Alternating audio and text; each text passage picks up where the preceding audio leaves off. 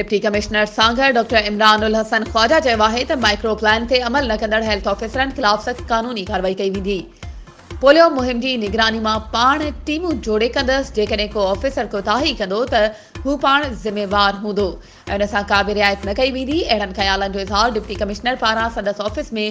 सिहत खाते जे ऑफिसरनि सां ईंदड़ पोलियो खां बचाव जे मुहिम जेका 26 फरवरी खां 3 मार्च 2024 ताईं जारी रहंदड़ मुहिम जे इंतज़ामनि जो जाइज़ो वठण लाइ कोठायल गॾिजाणी जी सदारत कंदे कयो।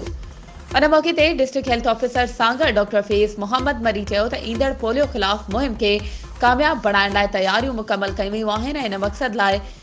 1327 टीमूं पिणु जोड़ी वेयूं आहिनि जेके घर घर वञी 5 सालनि खां घटि उमिरि जे ॿारनि खे पोलियो खां बचाव जा फुड़ा पीआरींदियूं। उन मौक़े ते असिस्टेंट कमिश्नर शहदादपुर शाहीन परवेज़ ॼामड़ो समेत समूरनि तालुकनि जा असिस्टेंट कमिश्नर तालुके health officer doctor Mohammad Farooq doctor Amjad Sarewal deputy ज़िले health officer doctor Vishnu Mal समेत सिहत खाते जे ऑफिसरनि समेत ॿिया लाॻापियल ऑफिसर पिणु मौजूद हुआ। वधीक ख़बरुनि ऐं अपडेट्स जे लाइ असांजे चैनल खे सब्सक्राइब कयो ऐं हा बेल आइकन खे प्रेस करणु न विसारिजो त जीअं असांजी हर नई अचण वारी वीडियो तव्हां ताईं पहुची